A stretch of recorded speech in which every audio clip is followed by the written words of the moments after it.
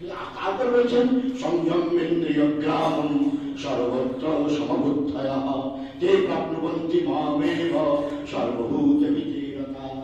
আমি সাকার হয়ে নিরাকার হই, আমাকে পেতে গেলে হুজুর ইন্দ্রিয় সংযম করতে হবে, গুরুর মন্ত্র নিতে হবে, গুরুর নির্দিষ্ট আদিষ্ট পথে চলতে হবে, তার নির্দেশ মতো চললে আমাকে দর্শন করবে। এখন তুমি সাকার রূপে যদি বলো ত্রিভঙ্গ মুরারি বৈকুণ্ঠধারী এবং শিখারি হয়ে থাকবো, আমি যদি মনে করো আমি নিরাকার হয়ে থাকবো একেবারে শঙ্করাচার্যের মতে। সুতরাং ইন্দ্রিয় সংযম করার দরকার, তবেই আমার আসল রূপটা জানতে পারবে। তারপরে শ্রীমৎ ভগবান বলছেন ক্লেশাধিগতরস্তেষাম অব্যক্তা সত্যচেতসাম অব্যক্তা হি গতির দুঃখম দেহবদ্ভিরবাপ্যতে।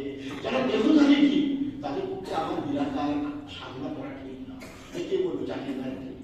ভগবান নিজে বলছে যারা দেহধারী কি তারা আমার সাকার রূপটাকে পছন্দ